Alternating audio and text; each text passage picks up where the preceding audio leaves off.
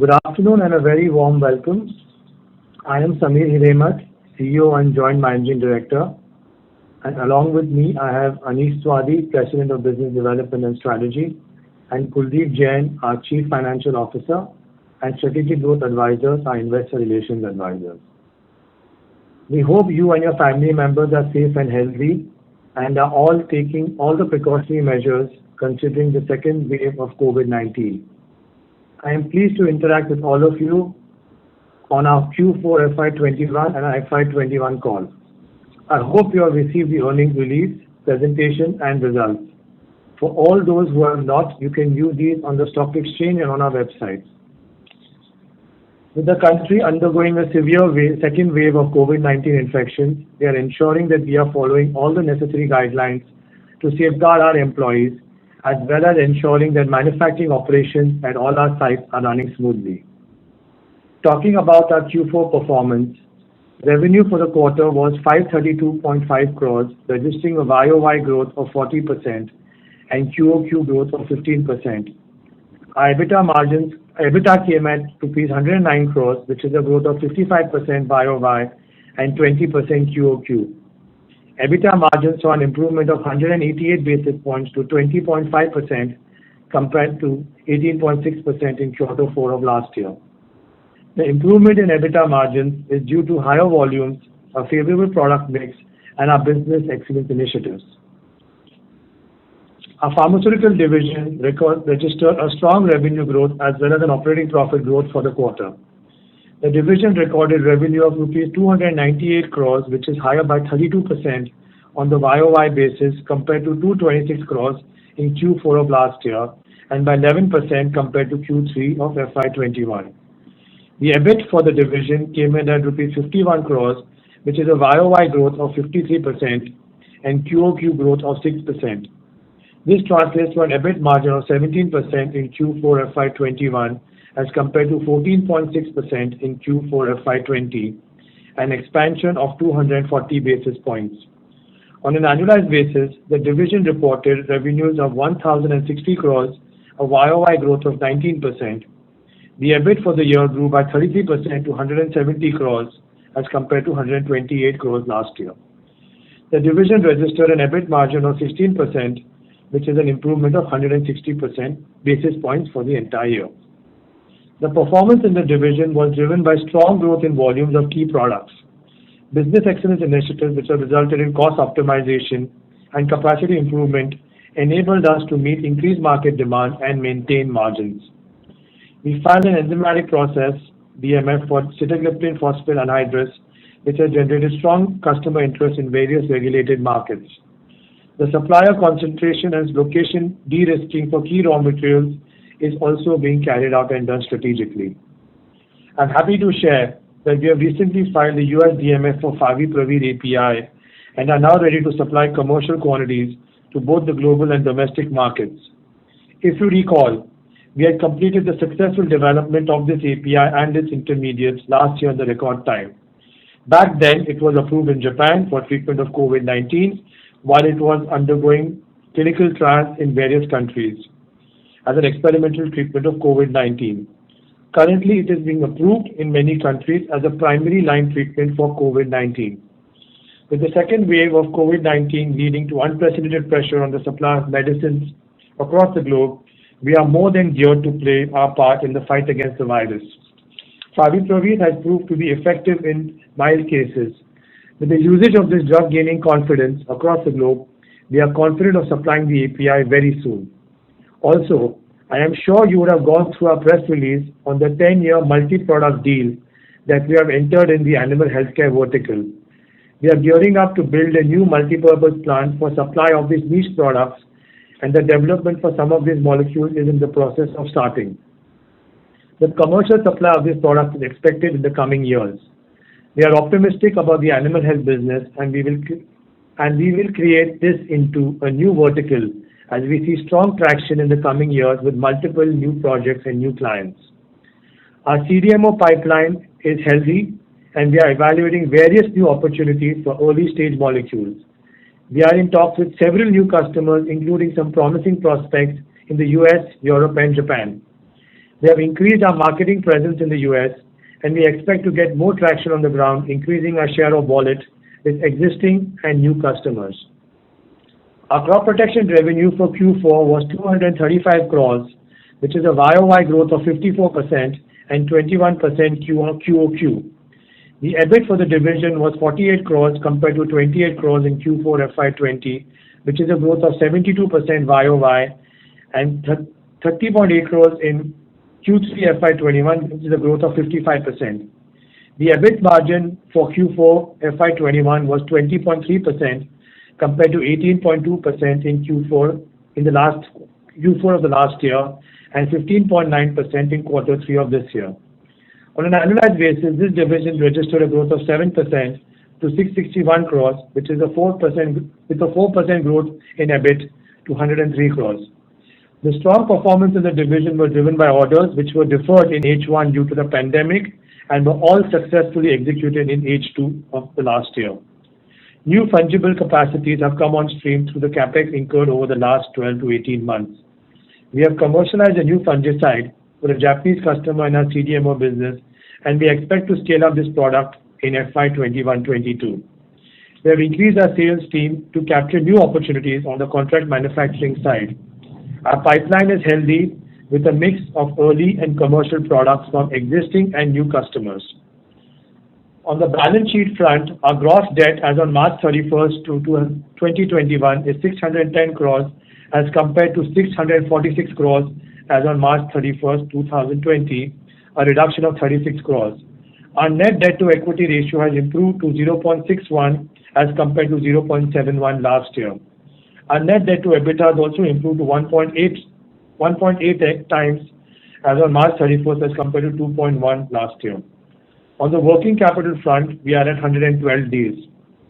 This year also saw an improvement in the return profile of our company, with the return on equity improving by 450 basis points to 15.2% in FY21 from 10.7% last year, whereas our ROC has improved substantially to 16.1% in FY21.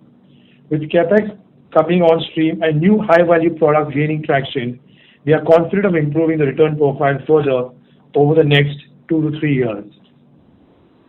On the cash flow front, for FY21, we have generated a strong net cash flow from operations of close to rupees 180 crores, a majority of which has been used towards capex and debt repayment.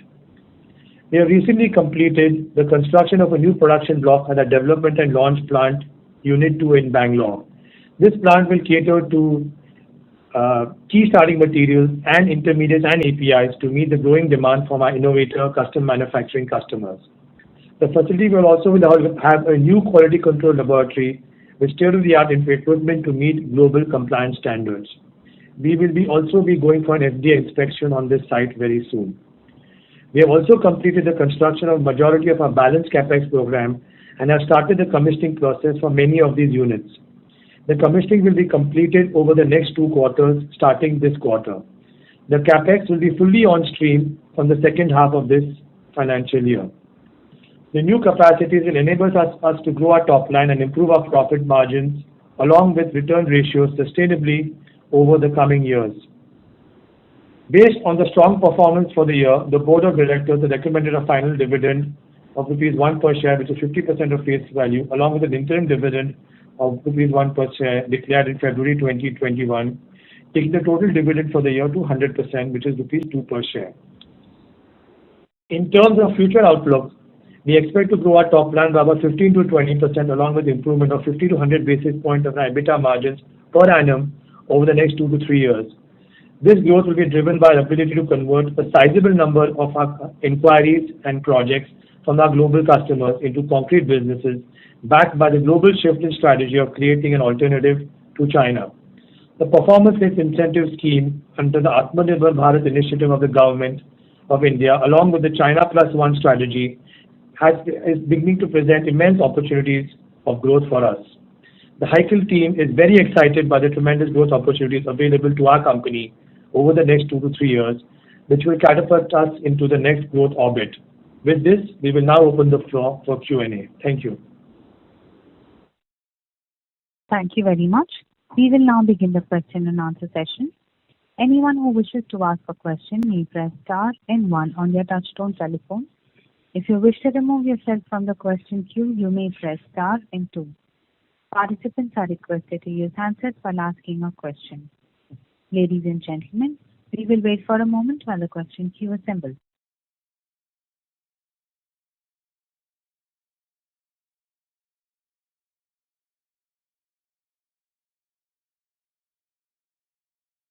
The first question is from the line of Chirag from DSP Mutual Fund. Please go ahead. Yes, sir. Thank you for the opportunity. Sir, if you look at the 2-year CAGR for your FY 19 to 21, I see a 4% kind of as an EBITDA growth. Question is this the indicator of the underlying volume or activity levels in the business that we've seen in the past 2 years? Or is there something else in this, maybe prices have come down? Or... Sorry, could you repeat yourself? It wasn't very clear, the second half of your question. So, when I look at the 2-year CAGR, FY 19 to 21, I see a 4% CAGR in sales and EBITDA. Is this an indicator of the underlying volume or underlying activity of the business? Or is it that volumes have been much higher, prices have come down?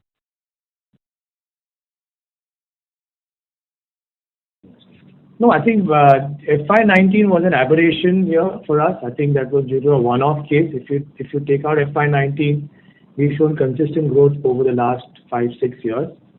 And the growth this year was driven by volume. Pricing have been stable. And they're coming from new products and volume growth. That's been the reason for the growth this year. So I don't think that we should look at FY 19 as a true indicator of the performance. That was an aberration as a one-off. That should have helped the CAGR, no, sir, if it was a lower base. I don't understand.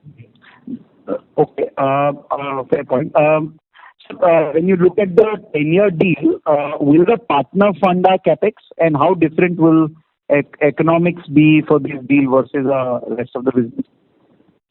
Well, the partner is funding the capex.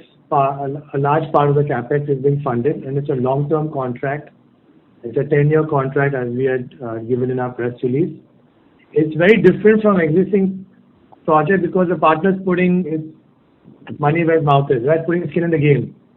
So, and they're committed to buy certain minimum volumes, and the minimum volume guarantees in the contract. So it's a pretty nice contract that we've got for the next 10 years. So will the margin profile be lower than the rest of the business, sir? Because he's funding it? No, it will not be. These are niche molecules, and the margins are going to be as per our company average margins right now, which is expected to be around 50%. And the asset intensity of this deal will be similar to our rest of the business?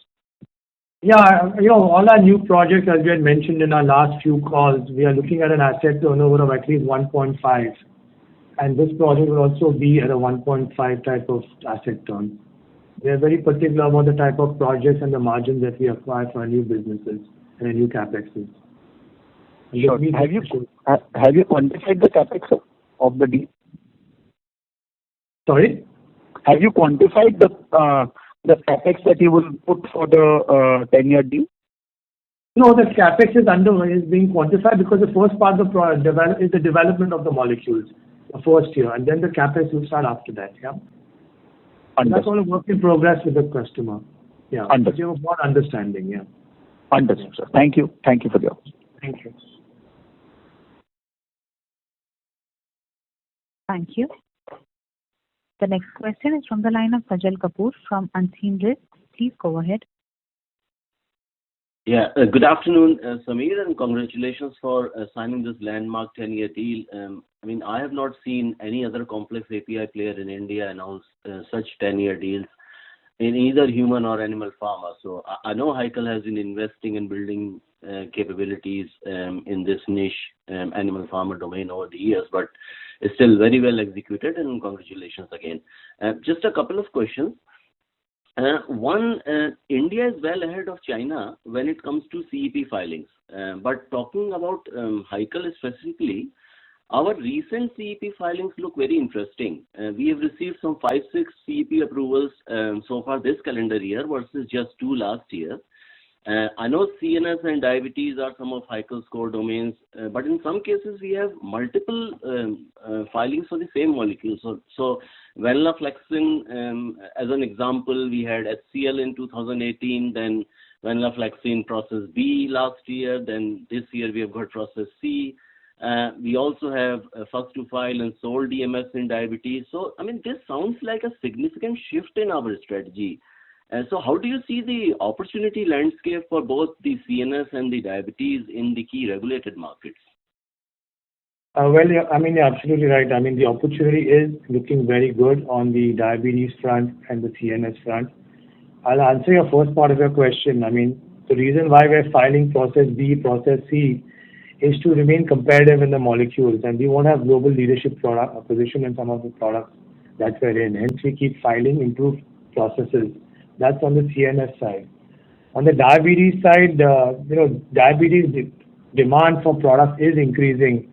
One of the unfortunate side effects of COVID is that many people are now getting side effects where the insulin generation in the body is coming down. So diabetes drug consumption around the world is increasing along with some other types of diseases that people are getting due to COVID, even those people are recovering. So we are seeing, I mean, even before COVID, diabetes were a very hot sector to be in and growth was expected, but it's only getting intensified post the COVID that has hit all of us in the last 1 year. Yeah.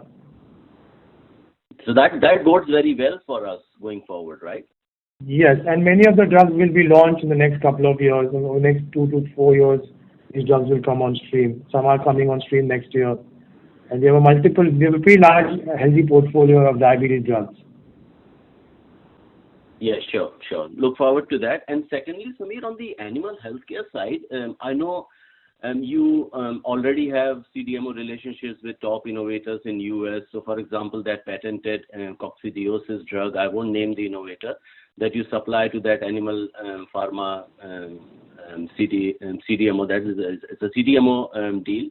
You have that relationship with this global tier 1 innovator. What could be the medium-term opportunity for a technology-focused player like Heikel, given that, India as a country has significant advantage in the CDMO space, and Heikel is very well positioned, not just in animal pharma, but across crop science as well as human pharma, to significantly improve our profile in the CDMO space and help our margins in the process. So just wanted to see and check your medium-term sort of outlook on CDMO space in particular, because the gross margins are significantly better in this space. And if you could do more in CDMO, overall our blended margins will significantly improve. Yeah, so CDMO, I mean, currently our split is about 50-50 between CDMO and generic APIs. But with this whole China Plus One and this COVID happening, there's a lot of new projects coming. Like the 10-year contract we just signed, we have several other projects in discussions. So, I mean, the animal health vertical itself will grow. The human health CDMO vertical will also tremendously grow. And the growth is getting accelerated. And the margins of the business are better in the CDMO compared to the generic API space, as is well known. So we are working on that, and we expect the numbers to look pretty healthy and growth to be pretty strong in the CDMO space over the next 2, 3, 4 years. Yeah, so I mean, given the fact that our gross margins today are south of 50%, I think there is significant potential for gross margin improvement over a period of, let's say, 2-3 years. Is that a fair assumption?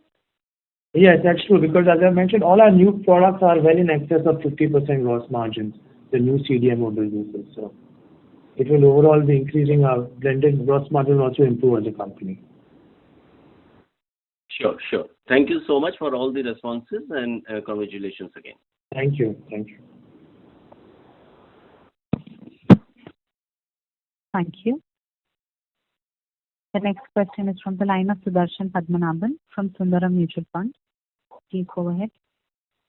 Yeah, thank you for taking my question, and congrats on great set of numbers. My question is, on the capacities. Earlier, we were talking about, probably looking at about 500 crores or 520 crores a quarter kind of peak run rate. And now we are talking about, supplying favipiravir, both, India as well as US. I believe there is some debottlenecking. So at this point of time, what could, what is the kind of debottlenecking we have done, and, what could be the, sales incrementally we can get until the newer capacities come in the second half?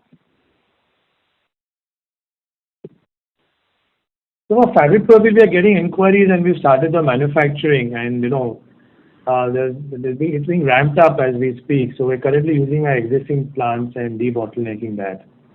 So it's quite uncertain, the favipiravir demand, because COVID. There's a very strong demand. Whether to continue, we have to wait and watch. As of now, demand is strong, and we're catering to that demand over the next 2 quarters. Yeah, suppose the debottlenecking, what would be the peak, revenue potential quarterly from this, from the current capacity until the new capacity comes in?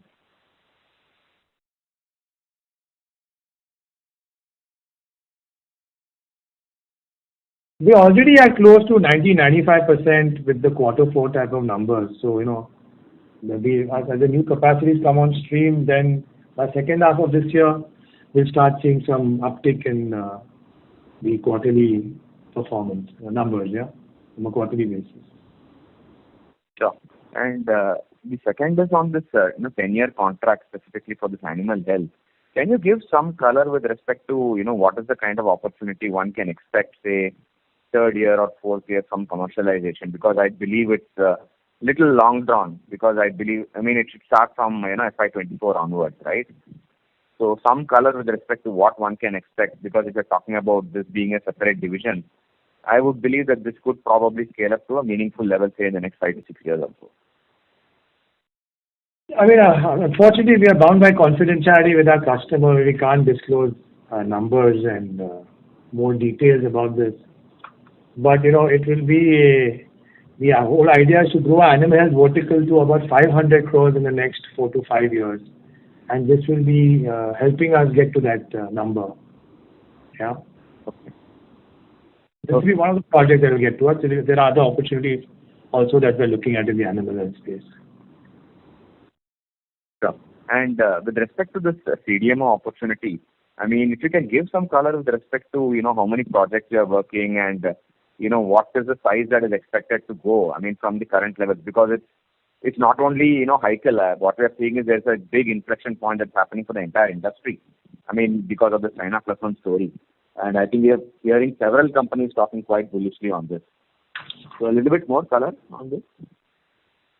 Yeah. So we have, in both our divisions, if you look at it, currently in our pharma business, we have about 7 to 8 products in the CDMO development pipeline. And in our crop business, we have about 4 to 5 products in our CDMO pipeline under development. And this is only increasing on a quarter-to-quarter basis as the inquiries keep coming in. We've seen a huge growth, increase in the number of inquiries. Many of these are being converted to business, and there's been a huge spike, I would say, in the last 12 months in customer interest. And any commercialization that one can expect from any of these products that you are already having? Some will happen by end of this year. I think second half of this year will start. Small, and then get ramped up. I think FY23, FY24, where with the big jumps, these will get the big one. It takes, first year validation, then it gets ramped up, and then it takes 1 or 2 years for them to get approvals also. Sure. And one final... I think a lot of new inquiries. The positive thing is that number of inquiries have increased tremendously in the last 12 months. They should be converted to business. Yeah. Yeah, sure. One final question from my side is, we, as the previous participant also pointed out, we have some really good products, specifically in the gliptin side, and some of the, new generation products. And with the capacity coming in, between this legacy portfolio that we have across, gabapentin and other products, and also the newer products that are there across the gliptins and celecoxib, etc. If I say that next 2 to 3 years, what could be the shift that will happen from these legacy molecules to the new molecules? And I would, as you mentioned earlier, since the new molecules come with, much better gross margins. So where do we see the gross margins for the company itself in terms of, the thought process? Yeah. So I mean, every year we're adding about 8 to 10% of revenue from new products. That's the run rate that we're currently running at. And these are at a 50% plus gross margin type of margin profile. So we expect the blended gross margin of the company to be in excess of 50% as we move into 2, 3, 4 years from now. Yeah. So thanks a lot, I'll join back with you. Thank you. Thank you. The next question is from the line of Rohit Nagraj from Sunidhi Securities. Please go ahead. Yeah, thanks for the opportunity and congrats on again good quarter as well as the new multi-year contract. So first one on the multi-year contract. So I understand that we have been doing this with innovators for a fairly long time. What is the differentiating factor between this contract and the earlier contracts? Because I think we already have some of the dedicated blocks for some of the innovator companies where we've been supplying since past maybe 5 years, 10 years or more than that. So except for the funding part which will come from the partner, what are the other contours which are different? Thank you. Well, first of all, I mean, we were able to sign this contract during in the peak of this COVID, which was quite a remarkable achievement by both the customer and for us. And we were able to sign a landmark contract for us.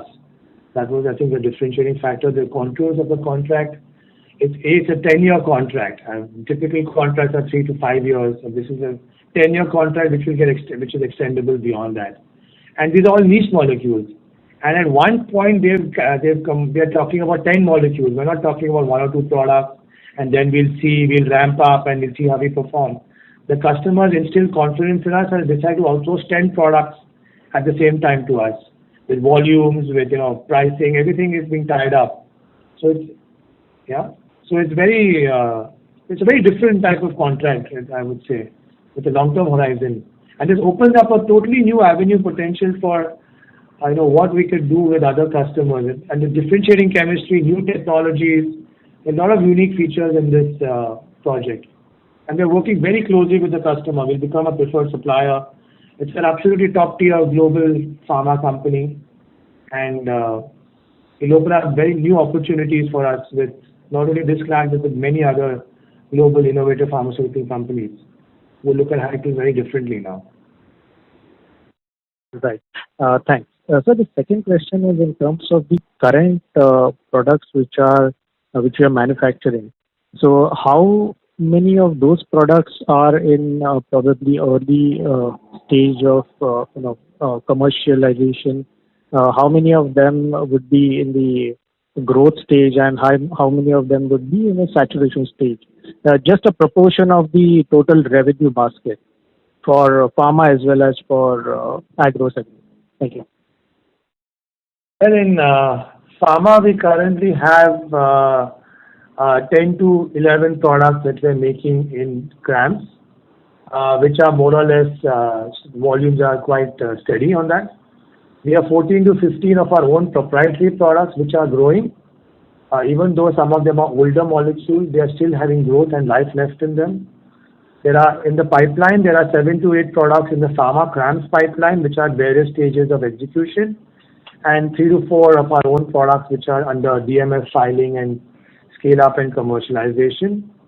On the crop side, we have 10 to 11 major projects under CRAM.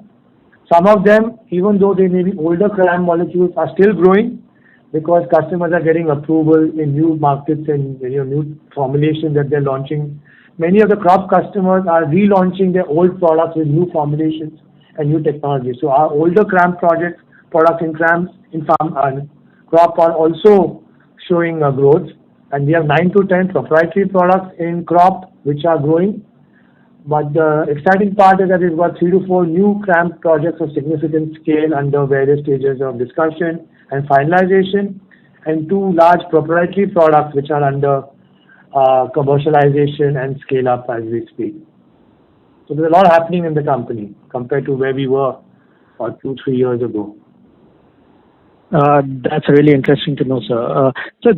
Just a concurrent question to this. So what are the new platforms or chemistries that we have entered in the last maybe 2 to 3 years? Because you've given a very healthy pipeline of products across both the segments. So probably it must have, fetched us, or it must have propelled us to explore some new platforms as well as the chemistry. So what would be those? Thank you. Yeah, so enzymatic chemistry is what we've been successful on in the last couple of years. We've commercialized a few molecules. Even our latest DMF that we filed last quarter for sitagliptin was an enzymatic process. Our pregabalin is enzymatic. So we've got 2 large commercial products on the enzymatic scale. Flow chemistry continuous is where we've done a lot of work, and we're scaling that up. That's seeing a lot of traction from customers. With this new custom manufacturing inquiries, a lot of inquiries for high potencies coming our way. That's an area that we're actively looking at and evaluating to enter that segment as well. Understood. Sir, just one last bookkeeping question. What was the capex in FY20, FY21, and what is the plan for FY22 and FY23? Thank you. So we have spent in the last year. We currently have a CWIP of about 250 odd crores. If you look at our balance sheet, and we are spending, as we mentioned, 300 crores over 2 years. That was a plan that we had laid out 2 years ago. We actually ended up spending about 60 crores on a cash outflow basis last year. Yeah. Thank you so much, and best of luck, sir. Thanks. Thank you. The next question is from the line of Jigar Valia from OHM Group. Please go ahead. Hi, thanks for the opportunity. My question is with regards to this 10-year deal. Just a clarification, is it also a new client win or it's with an existing client relationship? It's a new client relationship. That's great. So double congrats. Second is, this would be mainly for regulated markets requiring FDA approval, or it would be a global supply across all markets? It's an FDA, European, and all global markets. It will be a regulated market, non-regulated market.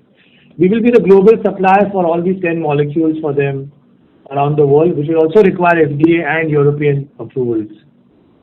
Understood. So the approval process, how much time would it take? And since this was a dedicated animal block, would it be less stringent as compared to the regular pharma audit? No, it is not. It is going to be on our existing FDA-approved site that we already have. So the site has already been approved by the FDA in Panoli. So we expect this approval. That's why we said, even though the contract is signed now, we expect the commercialization to happen from FY24, assuming the timeline for approvals as well. Understood. And these are existing products, so it's a global manufacturing shift, is it? Yeah, it's a tech transfer, yeah. It's a site transfer, great. Site transfer. Yeah. So, and lastly, since the partner is largely investing into this, is there any possibility of even shifting the existing animal health product to this plant, or maybe moving some other client relationships into this plant, or this is dedicated?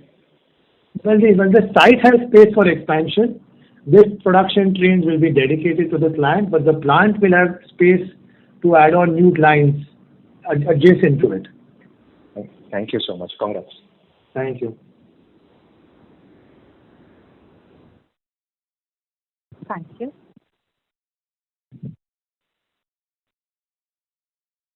The next question is from the line of Viraj Mehta from Equirus PMS. Please go ahead. Yeah, hello, sir. Sir, what I wanted to understand is if I look at your commentary over last 2 calls, as in 1 year, you seem far more confident of growth. But if I then look at the numbers that you are saying, the number commentary remains the same. So you're saying the same 15-20% growth with same 50 to 100 basis point margin improvement. But the guidance, you have got a new contract, the outlook is far more positive than earlier. Then why is it not translating in your guidance? I mean, I think our target is to grow and to exceed whatever we tell our investors. We'd rather you're right. I mean, that commentary has been to be more confident.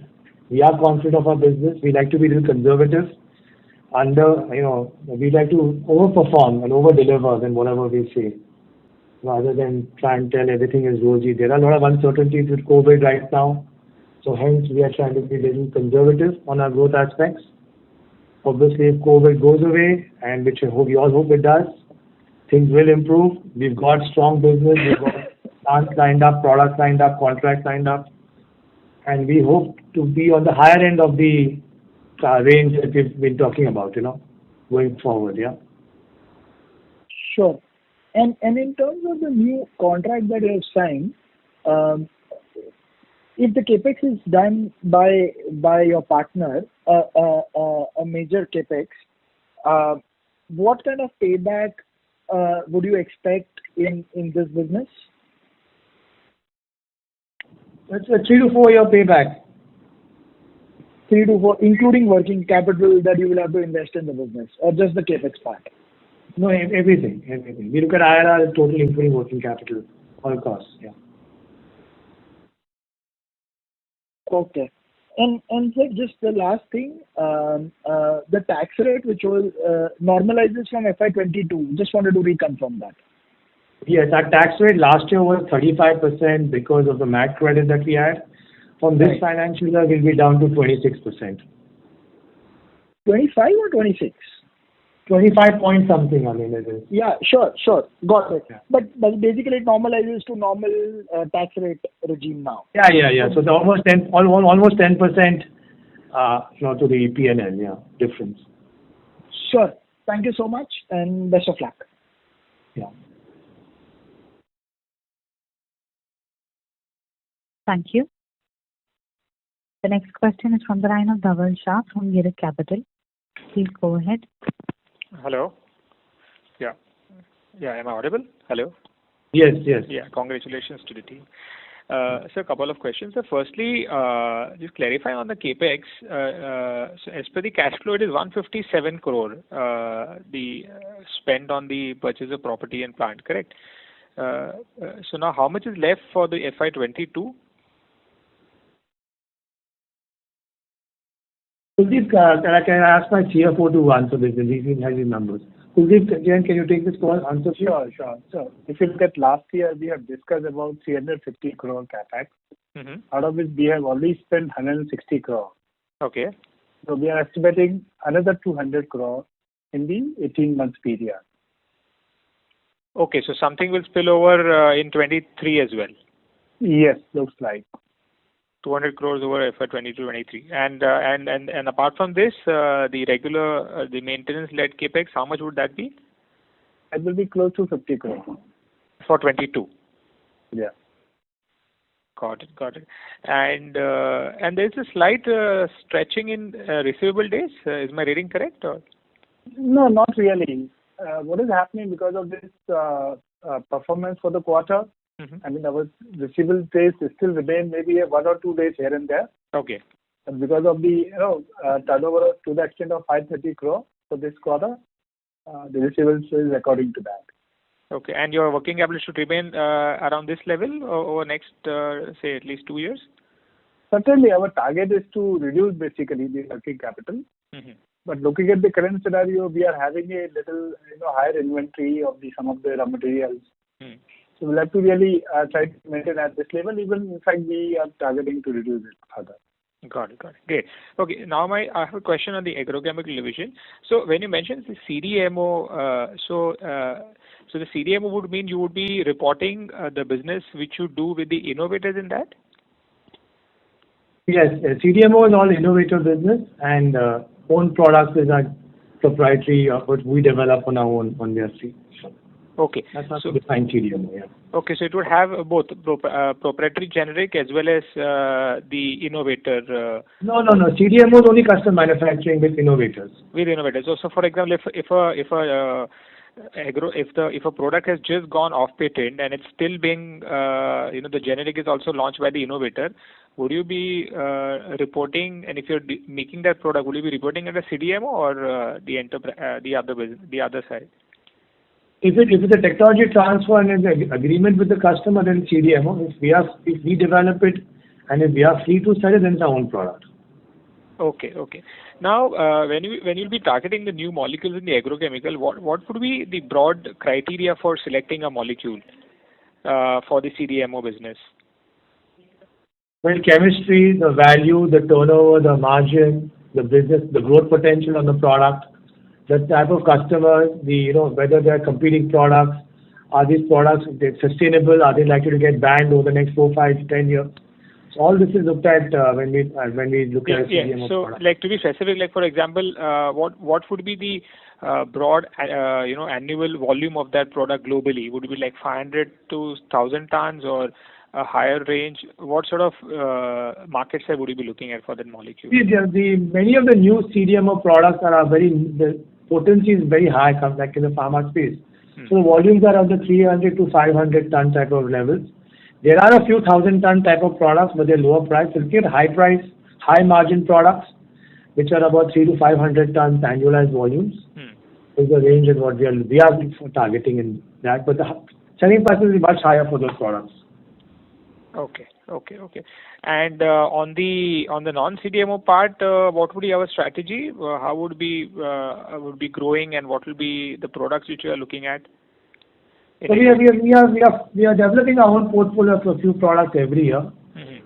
In the crop space, we've got 2 molecules in advanced stages of registration, which are global launches. And we also have a specialty chemicals portfolio of biocides, where we also have our own products under development, which is also being broadened, that product base.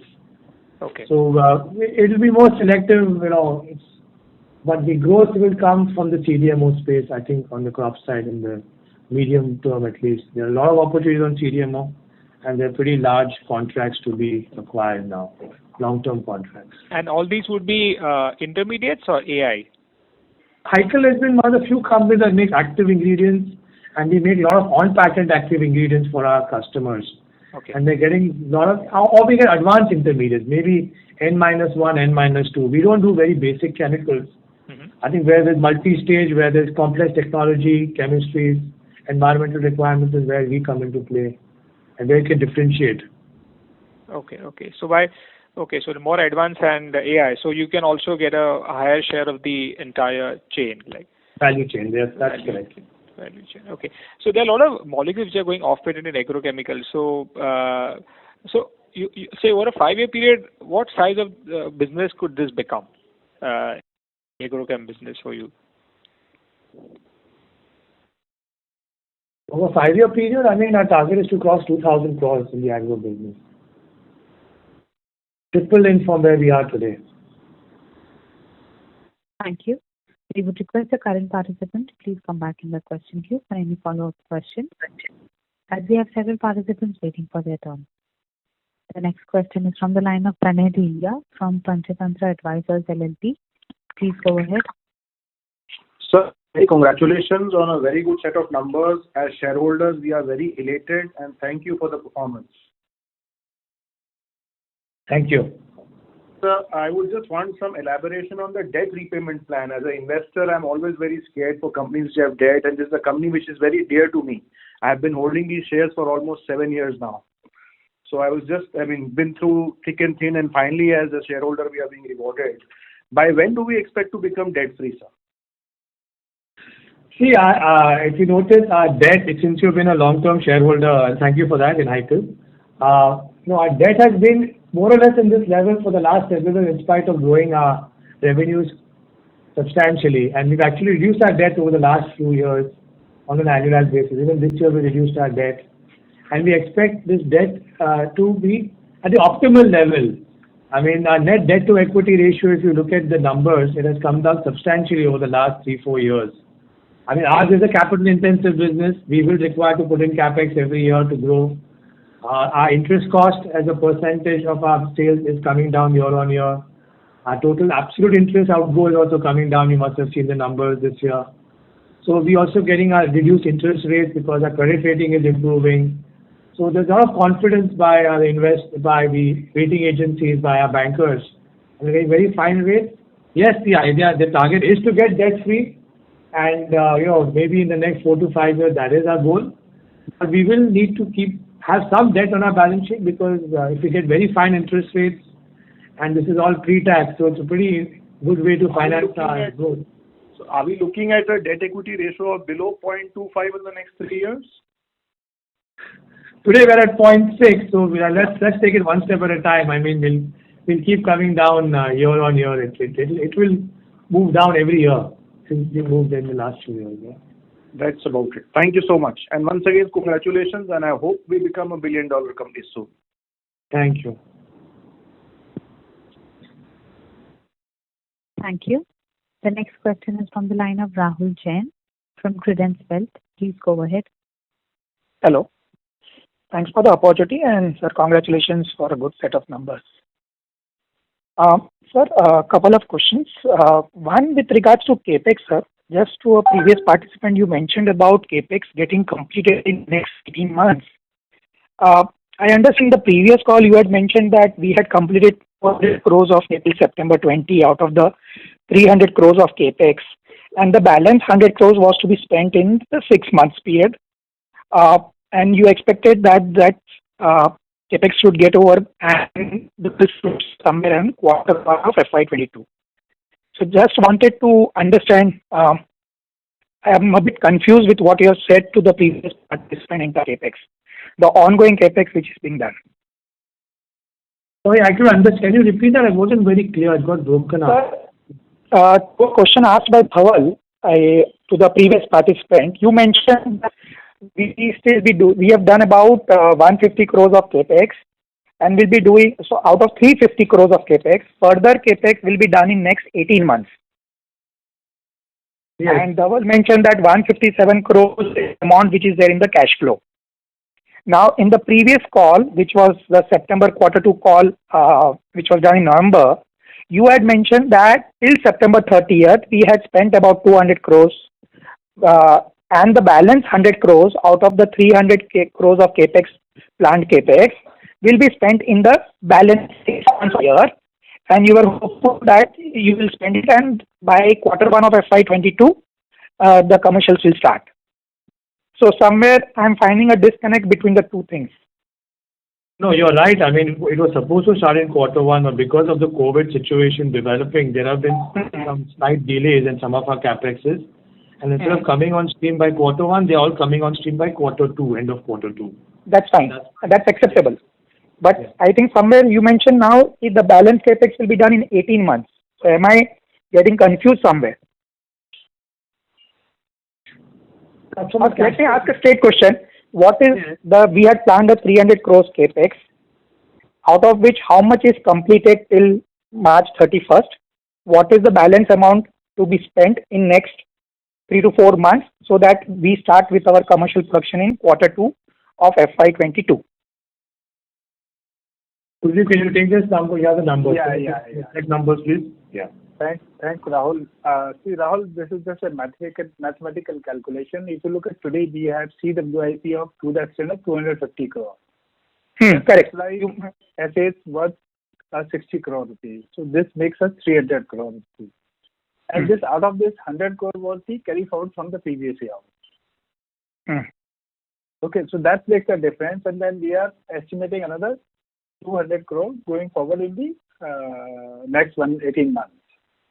So that's how our capex plan is, and this is excluding the new projects, new agreement which we have signed.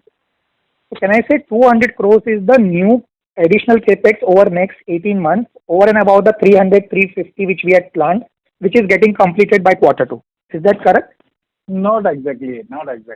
It is total remains 350. Acha. Out of which we have already done 200 crore. 200 crore will be happening in the next 18 months, which is excluding this new contract. Okay. Fair enough. Sir, with regards to the margin improvement, you have been mentioning in the previous calls also, today also you mentioned about having an improvement of 100 bps per annum over a period of next 2-3 years. So this year, sir, our new capex will go on stream, and I understand the capacity ramp up will take almost 2 years if I'm right. So are you still confident that for this current year FY22 we can see 100 bps improvement in the EBITDA margins?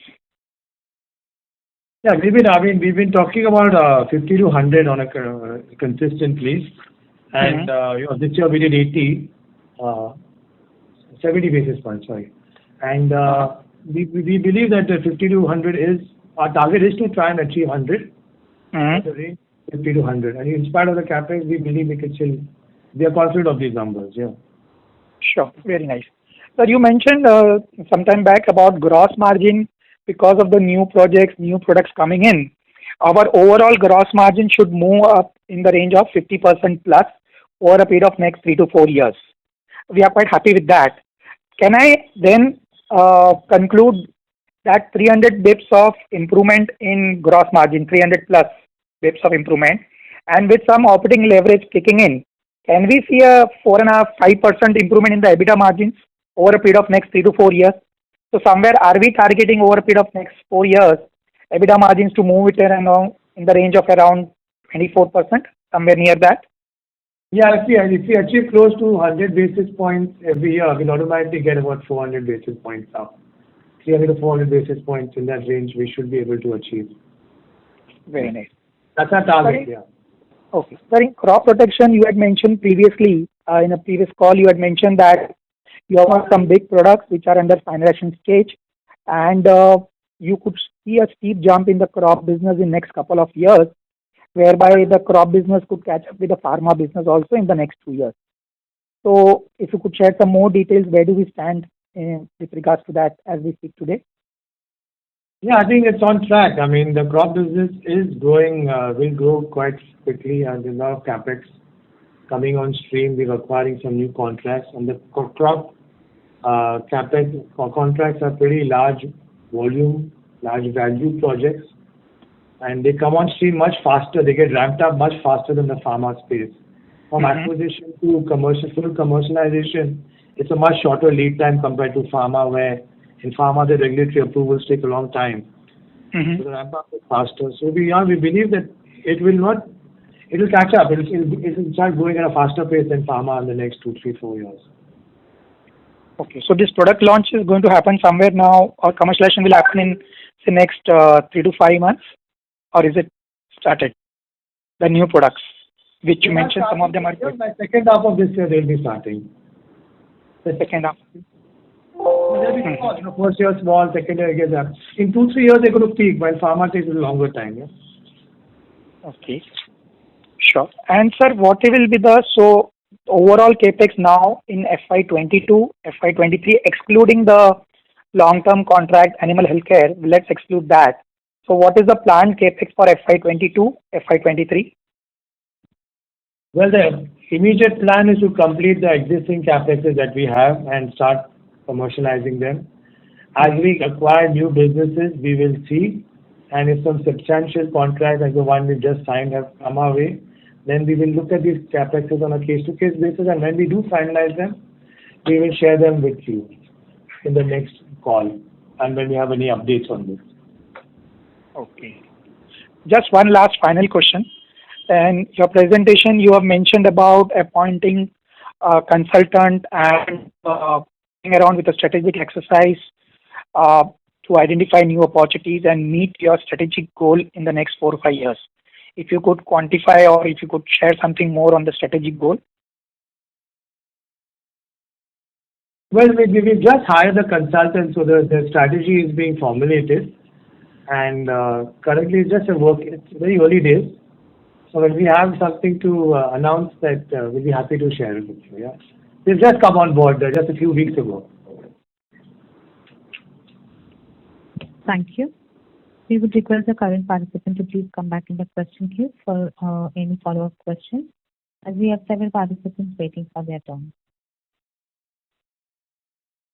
The next question is from the line of Dipen Sheth from Crystal Investment Advisors. Please go ahead. Hi, thanks for the opportunity. I hope you can hear me. Yes. All right, sir. So I'm a little puzzled with, and maybe I don't know enough about the business, and I'll be happy to stand corrected here. Is it clearly understood that CDMO is the juicier part of the business compared to our own products, if you just were to go by margin opportunity? Is that correct? Yes, overall, I would say CDMO has, if you pick the right product, CDMO does have better margin opportunities than Right. So unless you get an early generic launch, which you could. And you yeah, could there have are some- exceptions, but broadly the opportunity in CDMO. Broadly, yes, I agree. And the reason I'm asking this question is that CDMO as a fraction of the business mix has actually significantly fallen in FY21 if I go by slide 19, unless there's a mistake there in the presentation. Both in pharma as well as crop protection. In pharma, it's come down by as much as 13%, almost 13 percentage points in the mix in the pharma revenue. And in the crop protection, it's come down by another 7-8 odd. Is that an error in the color coding there, or am I reading something wrong here? Sorry, where was that you're referring to? I'm not able This is slide number 19 or slide 18. It's numbered 18, but it's the 19th page in the PDF in the fourth quarter results presentation. Okay. Yeah. I got it. So it's come down to 41 odd percent and From 59%. Yeah. Yeah. So this is because of the business excellence and just product mix. It's just a one-off annualized phasing. There's no some of our own products got launched last year, but CDMO will continue to remain about 50% of our business. Yeah. In fact, it's interesting that you should make comments about enriching the margin over a period of time, and we saw some 60-70 bips improvement this year, right, in EBITDA margin and on a blended basis for the business, right? But gross margins are actually down by close to 120 bips. Is there some inconsistency in interpreting the data? Sorry, I can't hear you. It wasn't very clear. Okay. Can you hear me now, sir? Yeah. So you repeat that? Right. So the question is that you've been guiding for and actually achieving an improvement in EBITDA margin. This year you achieved close to 60-65 bips, right? And I find that difficult to reconcile with actually the slip in the gross margin this year. So there's more than 120 bips slip in the gross margin, and that also goes contra to what you're guiding us in terms of broader direction in the business as we move forward. So maybe you've done it out of operating leverage or other expenses, which is a large item, and maybe we'll have to take a look at that breakup once your annual report comes out. But mota, is this also some kind of aberration, and I shouldn't see this too seriously? Because FY21 gross margins are lower than FY20 on a blended basis. Kuldeep, can you take this and just answer this from a number perspective? Yeah, sure. See, if you look at this, these are not having all the components. They are somewhere in the raw material cost, they are somewhere in the other manufacturing expenses, they are somewhere in the other expenses. What you say is not correct. So can we really connect it separately for this purpose? I will certainly do that. I'll leave you with the thought that the raw material cost plus the stock adjustment. Yeah, sure. No, but just the computed gross margins from the results PDF. I'm not going just by a blind EBITDA margin. The computed gross margins from the results PDF, and the gross margin, I'm just taking the raw material cost plus the stock adjustment. Gross margins have actually contracted by 124. That's not right. We will have a separate discussion on this. Sure. We can correct it separately. Yeah. Happy to do that, sir. Okay. And one last question, if you'll permit me, sir. Sorry? One more question, if you'll permit me. Sure, please. Yeah. While the details of specific products and their respective contributions to the revenue or profit mix are not known, and I completely understand that.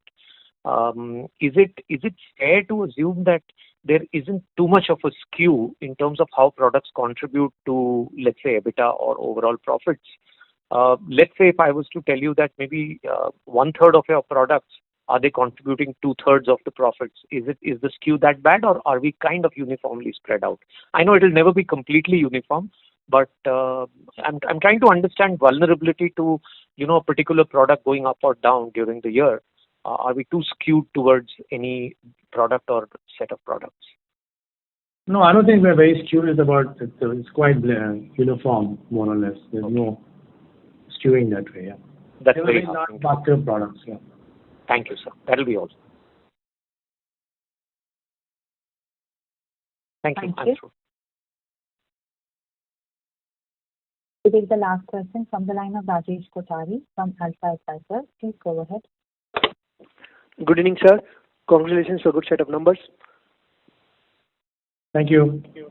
My first question is, just on CapEx side, I think currently we have a capital work in progress of roughly about 250 crores, correct? Yes. Okay. Out of these 250 crores, how much is for pharma and how much is for agro? Almost 50-50. Okay. And current year, basically, how much CapEx you are saying? What is the CapEx plan for the current year? We spent last year about 60 crores. Okay. The year before that, yeah. And this year we will spend the balance 200 crores over the next 18 months. Next 18 months. Okay.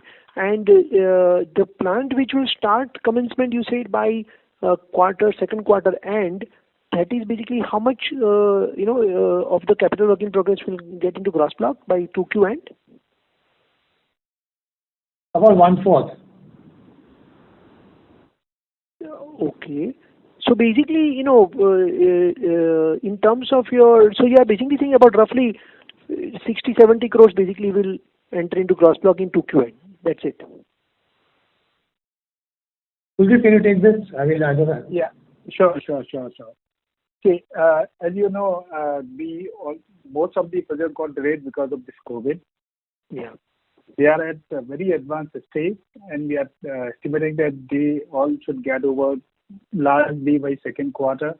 So we are estimating almost 100 crore to be capitalized in the next 2 quarters. Okay. And the balance? Balance would be again, quarter 3, quarter 4, and something may go also in the next quarter, next year. So, okay, so let's assume by next year, September 22, so you are right now 250 crores capital work in progress, plus you are going to do another 200 crores in next 18 months. So, let's assume, roughly about 125 crores current year, am I right? Something like that, am I right? So, 250 plus 150 or something like that comes to about roughly 400 crores, correct? Right. Of these 400 crores, 100 crores you said will get capitalized by October 21. Perfect. How much will get capitalized by March 22? So again, that depends how fast we can complete our project. Okay. So by September 22, you think 400 crores will be capitalized in gross block? September 22. Yeah, should be possible if everything goes well. Understood. And in terms of this, the new capex which is coming on stream and which will enter into gross block, in terms of the asset turn, how one should look at it?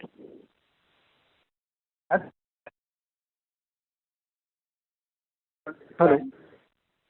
Your voice is breaking. Hello. I has already said that we are targeting 1.5 times. Okay, targeting 1.5 times. Got it, sir. Great, sir. Thank you, sir. Wish you all the best.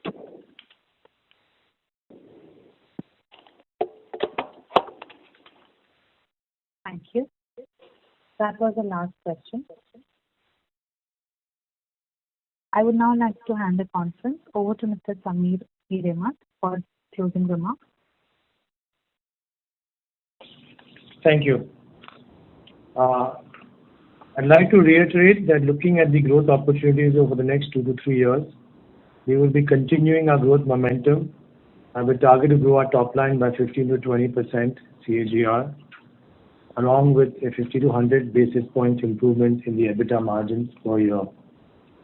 As you all know, the second wave of COVID-19 has created a shortage of oxygen. Currently, we have not experienced any issue at any of our manufacturing sites, and all of them are running smoothly as we are categorized as essential services industry. However, if the oxygen supply situation does not improve, where no oxygen is being provided to industrial units as of now, we may experience some marginal impact on one of our product lines in our crop protection site, one of our sites. If it does happen, we will keep the investors and the stock exchange informed accordingly. We hope that the COVID situation does improve and things can come back to normal. I would like to take this opportunity to thank everybody for joining the call. I hope we have been able to address all your queries. For any further information, kindly get in touch with the Strategic Growth Advisors and Investor Relations Advisors. Thank you once again. Goodbye and stay safe. Thank you. On behalf of Highfield Limited, that concludes this conference. Thank you for joining us, and you may now disconnect your line.